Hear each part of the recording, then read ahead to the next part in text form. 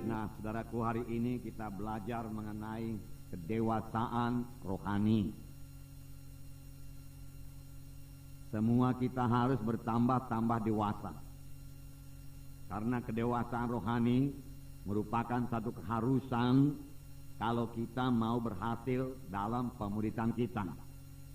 Anak-anak tentunya tidak dapat memuridkan, saudaraku. Haruslah orang yang dewasa yang bisa memuridkan. Cara dunia ini juga, saudaraku, yang dewasa lah yang bisa menjadi guru, saudaraku. Jadi kita ini sebagai pemimpin-pemimpin kelompok sel, saudaraku, pemimpin sektor, pemimpin wilayah, kita harus bertumbuh, saudaraku, bertambah-tambah dewasa. Bahkan, saudaraku, firman Tuhan berkata, kita bisa sampai begitu dewasanya sampai kita menjadi seperti Yesus. Firman Tuhan menuliskan demikian, saudaraku. Karena semua kita ini terlibat dalam penggenapan perintah agung. Semua kita.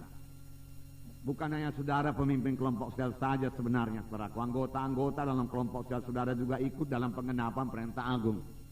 Supaya perintah agung bisa diselesaikan. Kapanpun perintah agung tidak akan selesai, saudaraku, kalau hanya saudaraku pendeta-pendeta saja, penginjil-penginjil saja, guru-guru saja yang menginjil dan memuridkan. Inilah dia perintah agung. Menginjil, penginjilan, dan pemuridan, saudaraku. Kemudian tentunya dalam pemuridan itu ada pengajaran, saudaraku, dan juga baptisan air, saudaraku. Saudara, penginjilan dan pemuridan ini bisa kita laksanakan, saudaraku, dan harus kita laksanakan dalam kelompok sel kita masing-masing, saudaraku. Tanpa penginjilan dan pemuridan, maka kelompok sel kita tidak akan berbelah,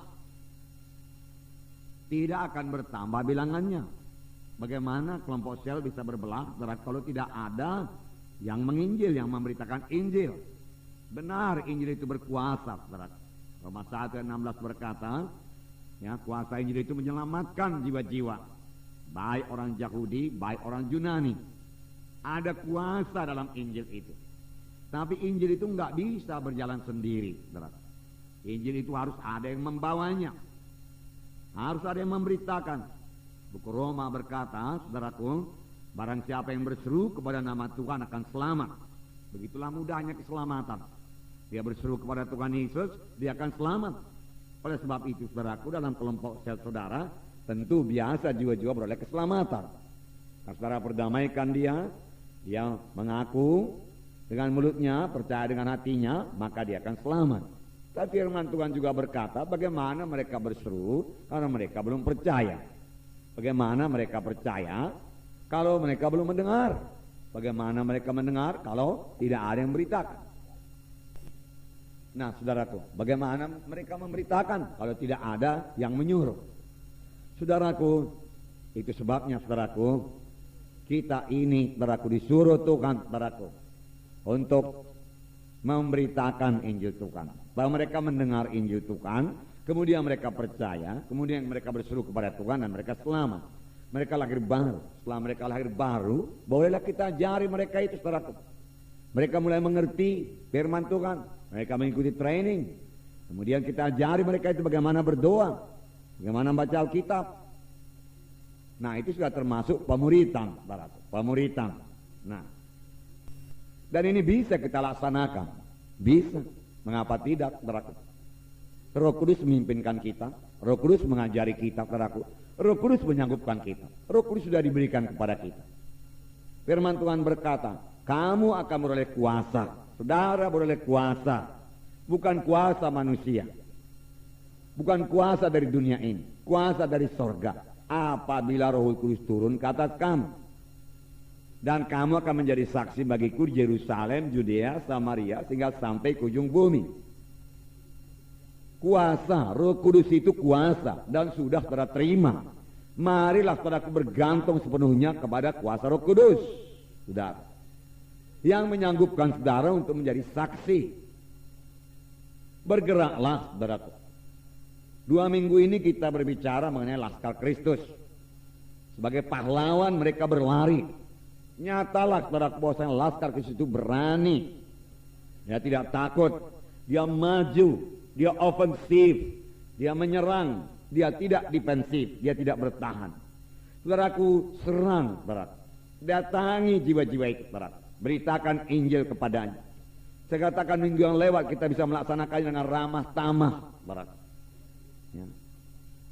Roh Kudus akan memimpinkan kita. Ramah tamah ini bisa kita laksanakan, saudaraku. Karena itu buah Roh Kudus, saudaraku. Terlebih kalau kita mengasihi, kita akan ramah tamah. Amin, saudaraku. Ya.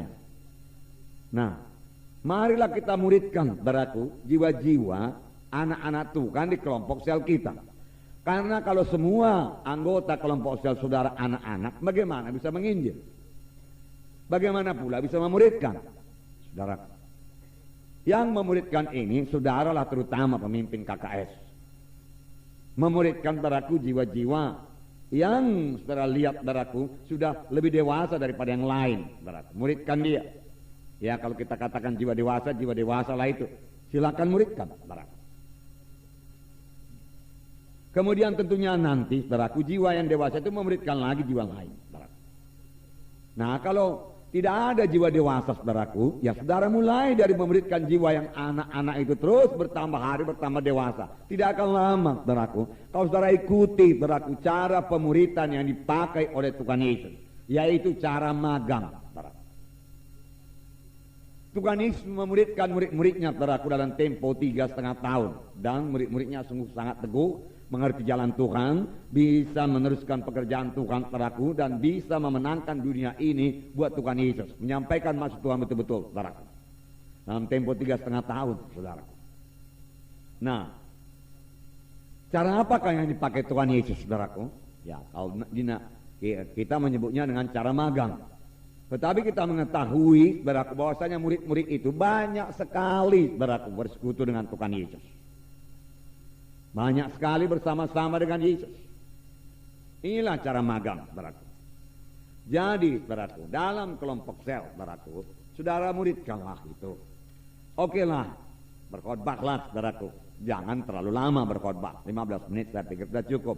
Saudaraku, kemudian saudara perlu mengenali jiwa-jiwa saudara itu. Amin, saudaraku. Bagaimana saudara memuridkan kalau saudara tidak kenal dia? Ya, apa yang perlu kepadanya? Ya, saudara tidak tahu apakah dia baca Alkitab atau tidak. Saudara nggak tahu apakah dia bisa berdoa apa tidak, saudaraku. Saudara nggak tahu apakah dia sudah menginjil apa tidak, saudaraku. Saudara nggak tahu apakah ikatannya sudah lepas apa tidak, saudaraku. Kalau saudara tidak, bicara dengan dia, saudaraku. Ya, saudara nggak tahu, saudaraku, bagaimana latar belakangnya, saudaraku, ya. Udah jadi sebentar saudara boleh melihat ini jiwa pemalu, ini jiwa ya berani bersaksi, ini jiwa bisa menyanyi, ini tidak bisa menyanyi. Ya sampai sedemikian saja, saudaraku. Tapi bagaimana saudara bisa menolong persoalannya itu? Misalnya satu jiwa pemalu, saudaraku.